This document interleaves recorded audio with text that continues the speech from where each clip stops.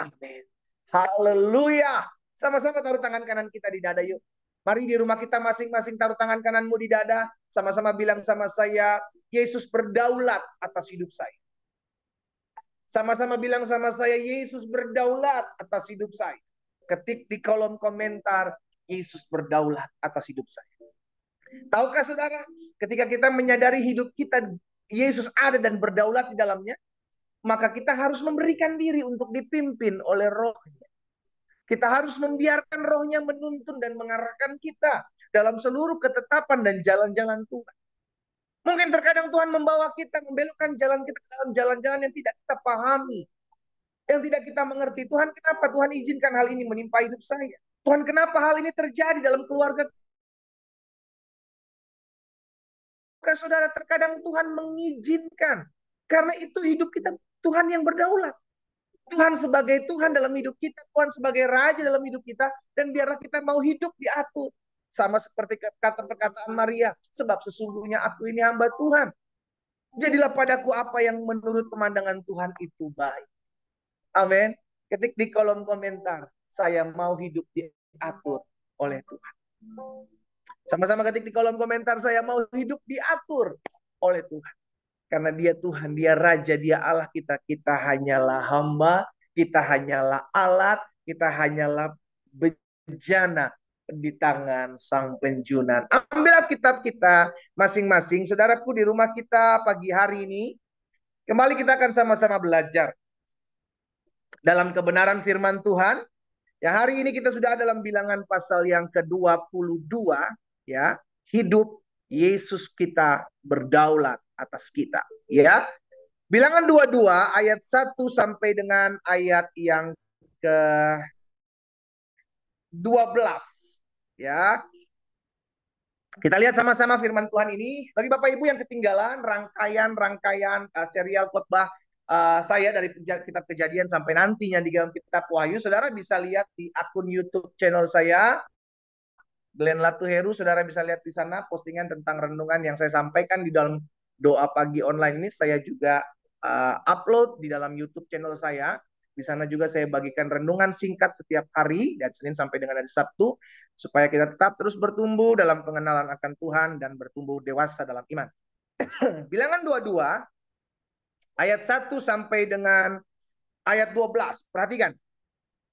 Kemudian berangkatlah orang Israel dan berkemah di dataran Moab, di daerah seberang sungai Yordan dekat Yeriko. Balak bin Zippor, Raja Moab ini, sudah dikasih dalam Tuhan, melihat segala yang dilakukan Israel kepada orang Amori. Jadi ketika bangsa Israel berperang dengan satu bangsa, dengan bangsa yang lain, maka bangsa-bangsa yang akan dilewati tahu kisah ini. Dan mereka melihat berita-berita ini, kabar yang menggemparkan bahwa ada satu bangsa yang besar, ya kan, yang akan datang kepada mereka untuk menjajah mereka. Dan Balak bin Zippor, Raja Moab ini tahu akan hal ini.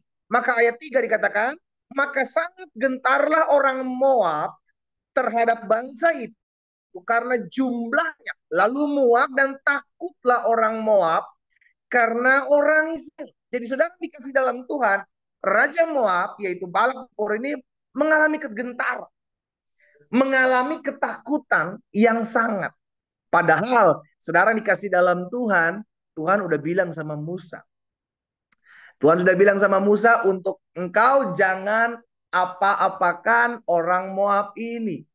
Iya kan? Tuhan udah bilang, karena engkau tidak akan pernah mendapatkan apapun dari negeri mereka. Karena itu Moab adalah salah satu dari anak Lot.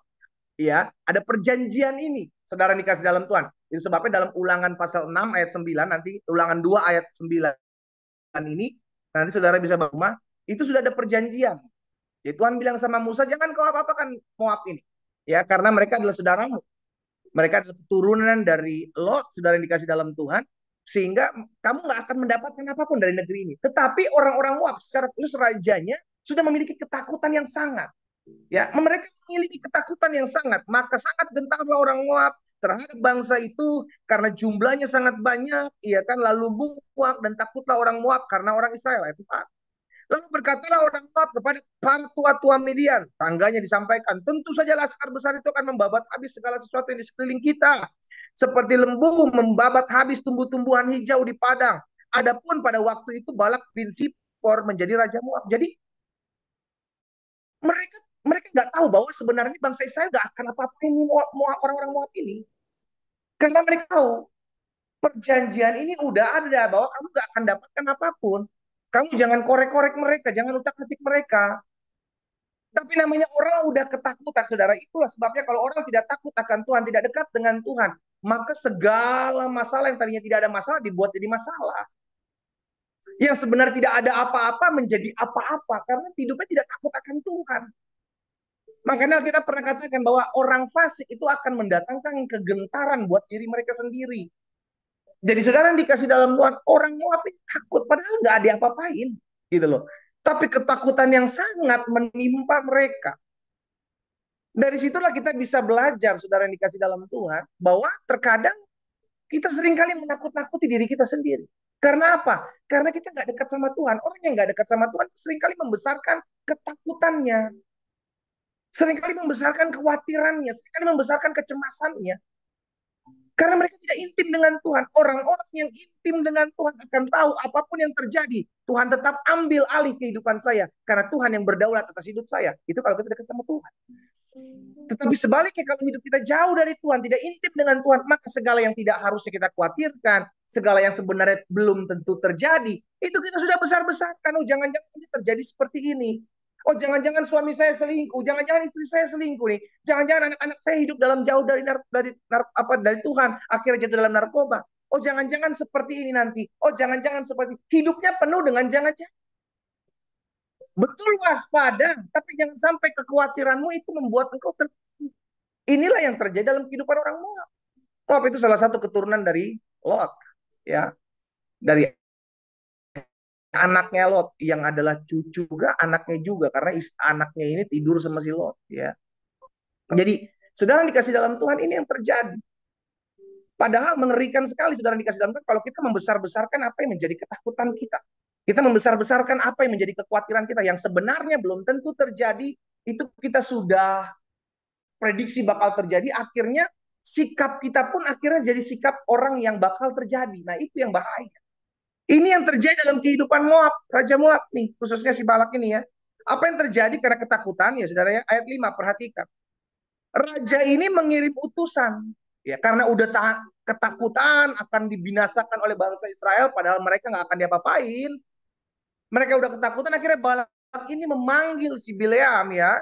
Bangsa raja ini mengirim utusan kepada Bileam bin Peor ke Petor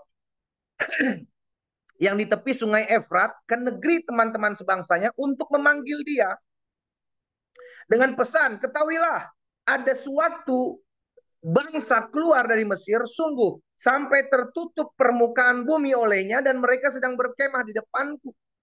Karena itu datanglah dan kutuk bangsa itu bagiku sebab mereka lebih kuat daripadaku. Mungkin aku sanggup mengalahkan dan menghalaunya dari negeri ini sebab aku tahu siapa yang kau berkati dia beroleh berkat dan siapa yang kau kutuk dia kena kutuk. Lalu berangkatlah para tua-tua Moab, utusan dari Balak, Raja Balak ini, Balak Raja Moab ini, dan para tua-tua Midian, dengan membawa di tangannya upah penenung. Setelah mereka sampai kepada Bileam, disampaikanlah kepada pesannya kepada Balak. Lalu berkatalah Bileam kepada mereka, bermalamlah di sini pada malam ini, maka aku akan memberi jawab kepadamu sesuai dengan apa yang difirmankan Tuhan kepadaku. Maka tinggallah pemuka-pemuka Moab itu kepada Bileam. Kemudian datanglah Allah kepada Bileam serta berfirman, siapa orang-orang yang bersama dengan kau itu? Dan berkatalah Bileam kepada Allah, Balak bin Zipor, Raja Moab, mengutus orang kepadaku dengan pesan, ketahuilah ada bangsa yang keluar dari Mesir dan permukaan bumi tertutup olehnya. Karena itu datanglah serapahlah mereka bagiku. Mungkin aku sanggup berperang melawan mereka dan menghalau mereka. Lalu berfirmanlah Allah kepada Bileam, jangan kau pergi bersama-sama dengan mereka, jangan kau mengutuk bangsa itu, sebab mereka telah diberkati. Jadi saudara yang dikasih dalam Tuhan, Raja Moab ini ya ini Balak, karena ketakutannya yang sangat, maka mengambil penenung, ya kan, Bileam, untuk mengutuki bangsa Israel. Tetapi apa yang menjadi firman Tuhan katakan, apa yang diberkati oleh aku, kata Tuhan, akan tetap diberkati. Sekalipun ada sumpah serapah yang mengutuki mereka, itu tidak akan berlaku.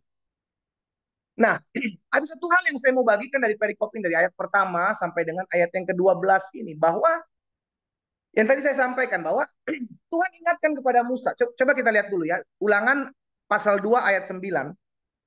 Kita agak maju sedikit. Ulangan pasal 2 ayat 9. Saudara bisa lihat di sana. Buka kitab kita sama-sama. Ulangan pasal 2 di ayat yang ke-9. Apa dikatakan di sana? Ulangan pasal 2 ayat 9.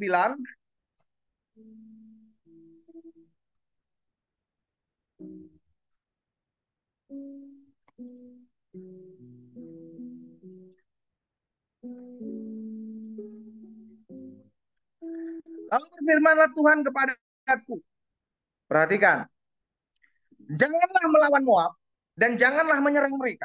Sebab aku tidak akan memberikan kepadamu apapun dari negerinya menjadi milikmu. Karena Ar telah kuberikan kepada Bani Lot menjadi miliknya. Memang udah menjadi milik mereka. Sebab itu Tuhan sampaikan kepada Musa, jangan serang mereka, jangan melawan Moab, jangan menyerang mereka, kita tidak akan memberikan kepadamu. Tuhan udah bilang gitu. Jadi perjanjian ini udah diingatkan. Dan tentunya bangsa Israel nggak akan melakukan itu. Karena itu sudah difirmankan oleh Tuhan. Tetapi itu tadi saya bilang, karena orang tidak dekat dengan Tuhan, akhirnya tidak tahu apa yang menjadi perjanjian itu, saudaraku. Karena harusnya Moab ini tahu, karena Moab keturunan dari Lot. Dia harusnya tahu apa yang dijanjikan kepada Allah Abraham, yang juga adalah Allah Lot. Tapi karena sudah terlalu lama menyembah dan meninggal, tidak lagi menyembah Allah Israel, dan meninggalkannya, dan menyembah patung-patung, dewa-dewa, ya, akhirnya mereka lupa perjanjian ini sehingga akhirnya tidak lagi tahu apa yang dijanjikan Tuhan kepada mereka. Ketakutan itulah yang akhirnya membuat Balak Raja Moab ini mengambil keputusan untuk merancangkan yang jahat kepada bangsa Israel. Nah, ini yang sering kali terjadi dalam kehidupan kita, saudara dikasih dalam Tuhan. Bangsa Israel tahu ketetapannya bahwa mereka tidak akan menyerang Moab. Dan mereka diperintahkan untuk tidak menyerang mereka, tidak menyerang Moab. Tetapi Moab berencana untuk menghabisi mereka. Apa yang kita dapat? Terkadang ada siasat-siasat si jahat, saudara dikasih dalam Tuhan, kita udah melakukan apa yang baik, tetapi orang melakukan apa yang jahat buat hidup kita. Saya percaya ada yang pernah mengalami hal ini. Bahkan sebagian besar kita pernah mengalami hal ini. Kita udah lakukan apa yang baik. Bangsa Israel melakukan apa yang baik kepada Moab. Mereka tidak menyerang. Mereka hanya numpang lewat, saudara dikasih dalam Tuhan. Tapi karena ketakutannya Raja Balak ini, maka mereka menyerang terlebih dahulu dengan mengutukinya, memanggil Bileam. Nah, itu yang sering kali terjadi dalam kehidupan saudara dan saya. Kita nih anak-anak Tuhan diajarkan untuk mengasihi. Tapi pendeta bagaimana ya? Saya udah mengasihi dia, tapi tetap melakukan yang jahat bu sama saya. Saya udah mengasihi, saya udah tolong dia, tapi dia membalasnya sesuatu yang jahat. Bahkan saya nggak merencanakan yang jahat Pak sama dia, tapi dia merancangkan yang jahat sama saya. Itu pernah dialami bangsa Israel ketika akan melewati Moab. Mereka melaluinya, mereka mengalami hal itu. Sekarang dikasih dalam Tuhan. Nah itu sebabnya kita diingatkan, ada kalanya ketika kebaikan kita dibalas dengan kejahatan. Maka yang harus kita lakukan adalah tetap ingat, engkau tetap orang yang diberkati, dan selalu harus menjadi berkat kepada siapapun orang itu. Itu sebabnya Tuhan bilang kepada Bileam ketika dia mendapatkan perintah untuk mengutuki bangsa Israel. Tuhan bilang, no, bangsa ini sudah diberkati, jangan kau mengutuki dia. Itu sebabnya kita yang sudah mengerti kau adalah orang yang diberkati Tuhan. Sama-sama ketik di kolom komentar, saya diberkati karena saya ada dalam Tuhan Yesus. Ketik di kolom komentar, saya diberkati karena hidup saya ada dalam Tuhan Yesus. Engkau yang menyadari hal ini karena engkau tahu engkau sudah diberkati, maka panggilanmu adalah menjadi berkat. Bukan untuk menyusahkan orang, bukan untuk mengutuki orang, bukan untuk membuat orang sial hidupnya. No, itu bukan panggilan kita. Panggilan kita adalah diberkati karena engkau terlebih dahulu sudah mengalami berkat itu. Amin. Itu sebabnya dimanapun saudara dan saya berada, ditempatkan Tuhan, ayo jadilah berkat Tuhan. Berkat itu tidak hanya bicara tentang uang, no. Berkat itu bisa engkau bicara mendoakan orang lain, engkau bisa menolong orang lain, engkau bisa menguatkan orang lain. Engkau sudah menjadi berkat, berfungsi dalam hidupmu. Sekalipun orang itu mungkin merancangkan yang jahat, Moab merancangkan yang jahat kepada bangsa Israel. Tapi panggilan bangsa Israel adalah untuk menjadi berkat karena mereka sudah mengalami berkat Allah terlebih dahulu. Saudara yang dikasih dalam Tuhan, itu sebabnya kenapa Yesus Kristus Tuhan, Allah yang kita sembah, mengajarkan kepada kita anak-anaknya perintah yang dahsyat. Coba kita lihat dalam Matius 5 ayat 44. Matius 5 ayat 44 bilang begini, tetapi aku berkata kepadamu, kasihilah musuhmu dan berdoalah bagi mereka yang menganiaya.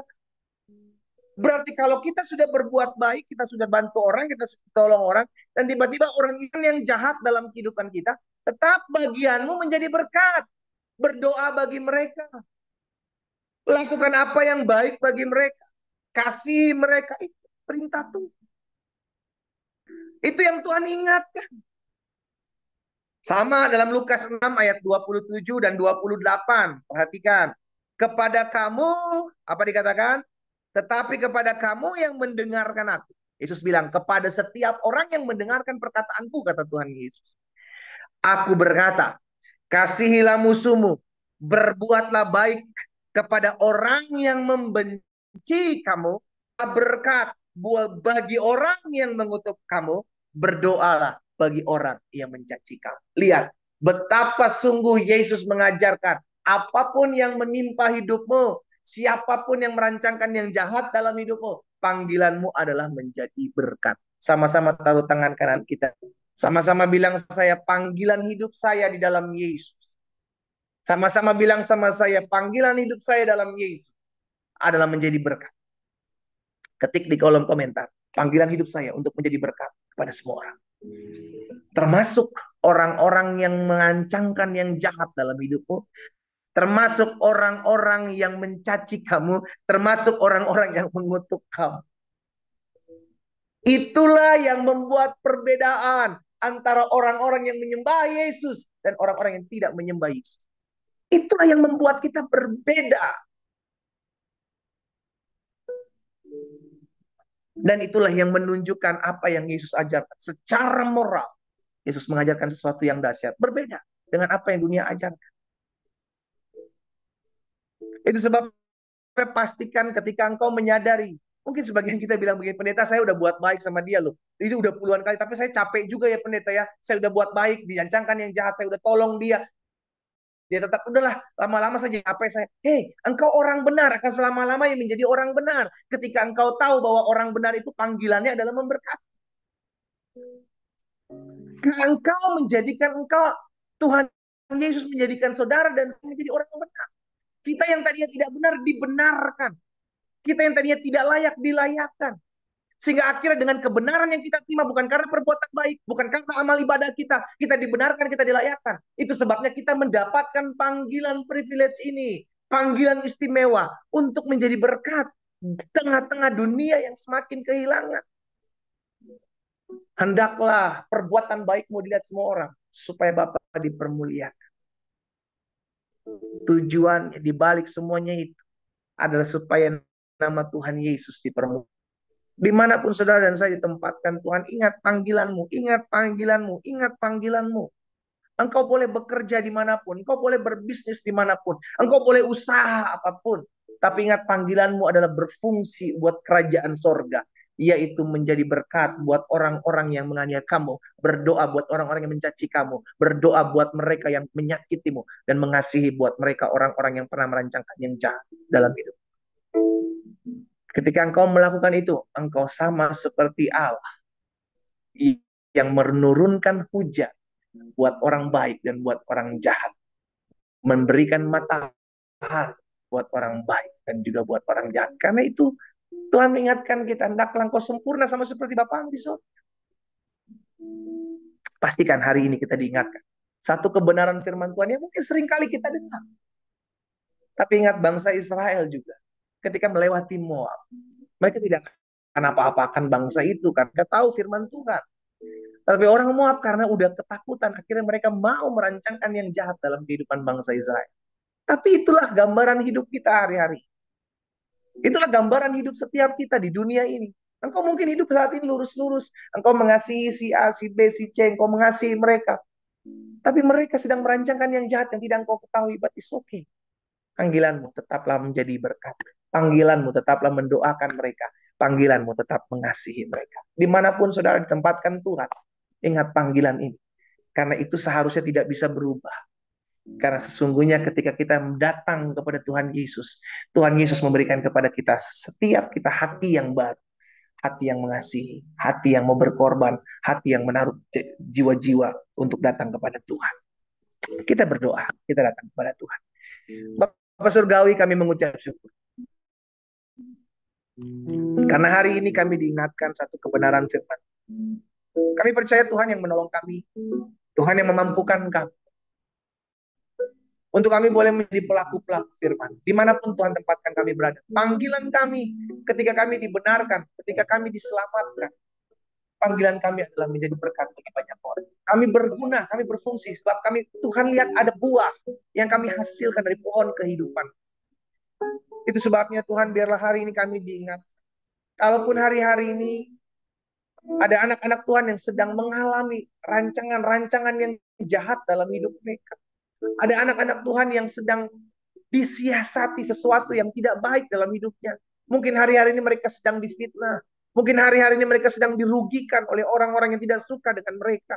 Hari ini kami tahu ya Tuhan, panggilan kami tetap sama dulu, sekarang, dan sampai selama-lamanya. Panggilan kami adalah menjadi berkat. Kami berdoa buat mereka yang mencaci kami. Kami berdoa buat mereka yang menganiaya kami. Kami mengasihi buat mereka yang membenci kami. Kami berdoa buat mereka yang merancangkan yang jahat di belakang kami. Kami berdoa di dalam nama Yesus. Biar bagi mereka ada kemurahan Tuhan. Bagi mereka ada kasih setia Tuhan. Biar melalui hidup kami ya Tuhan. Mereka yang merancangkan yang jahat di belakang kami mengalami lawatan Tuhan. Di dalam nama Tuhan Yesus.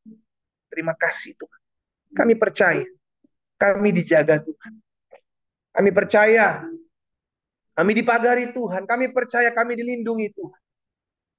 Sehingga tidak ada satu helai rambut pun jatuh tanpa seizin Tuhan.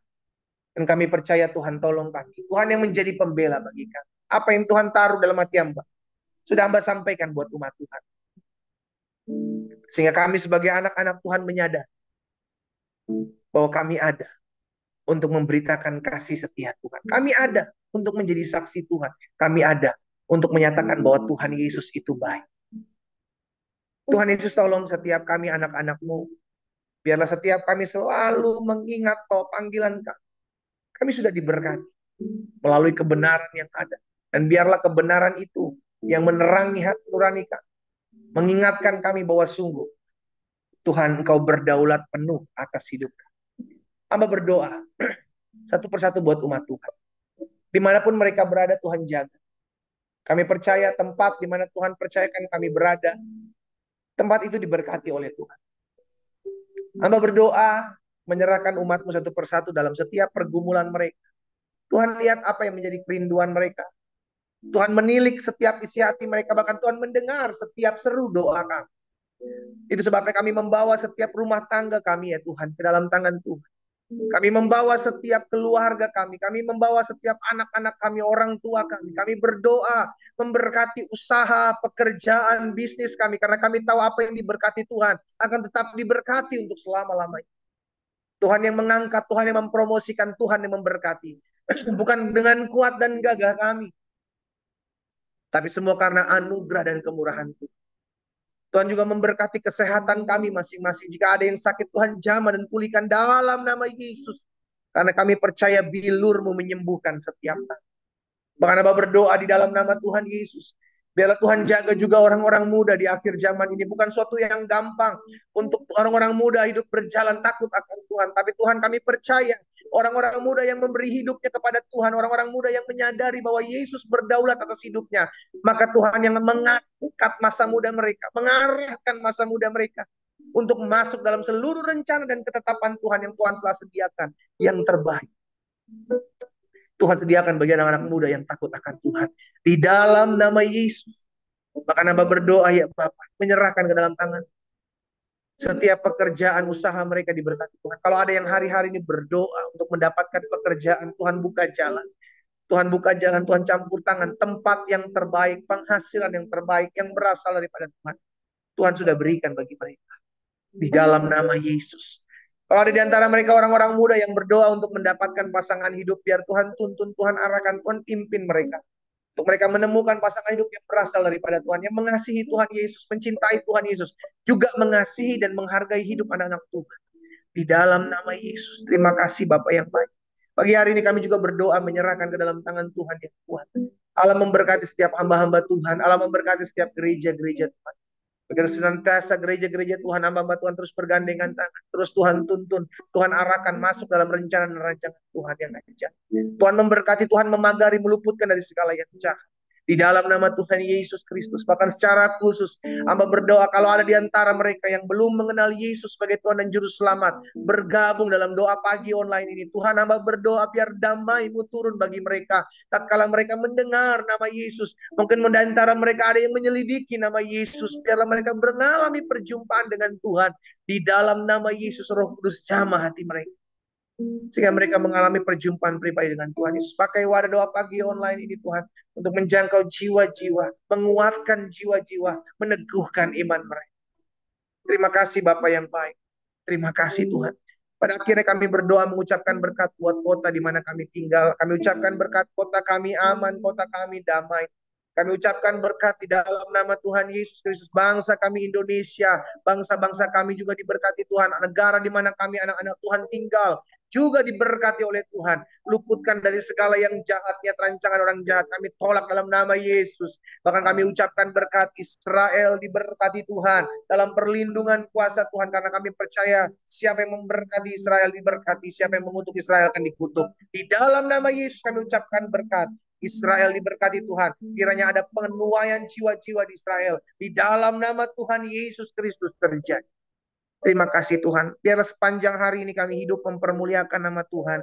Sepanjang hari ini kami berjalan dalam kuasa Tuhan. Hari ini kami diingatkan untuk selalu menabur kasih. Hari ini kami selalu diingatkan untuk membalas apa yang jahat dengan sebuah kebaikan. Karena untuk itulah kami ada. Untuk menjadi perpanjangan tangan Tuhan. Sehingga melalui hidup kami, nama Yesus dikenal banyak orang. Kami aminkan apa yang kami doakan sudah kami terima Tuhan. Karena kami percaya itu yang menjadi janji Tuhan. Apapun juga yang kami doakan dan kami minta, kami percaya kami sudah menerimanya dan terjadilah di dalam nama Tuhan Yesus Kristus kami berdoa. Sama-sama kita katakan amin. Haleluya. Kita yang sudah mendengarkan firman Tuhan pagi hari ini, ayo lakukan. Apapun yang sedang orang-orang jahat lakukan dalam hidupmu, ingat itu adalah kesempatan yang Tuhan berikan dalam hidupmu untuk menjadi pelaku-pelaku firman, yaitu membalas yang jahat dengan yang baik, mendoakan orang yang membencimu, mendoakan orang yang mencacimu, mendoakan dan mengasihi mereka orang yang merancangkan yang jahat dalam hidupmu. Memang secara daging tidak mudah, tapi kita punya Roh Kudus, Roh Allah dalam hidup kita yang memampukan kita untuk melakukan apa yang benar dan apa yang mempermuliakan Tuhan. Doa saya menyertai kita semua. Selamat pagi, selamat beraktivitas, dan Tuhan Yesus memberkati kita. Shalom, shalom.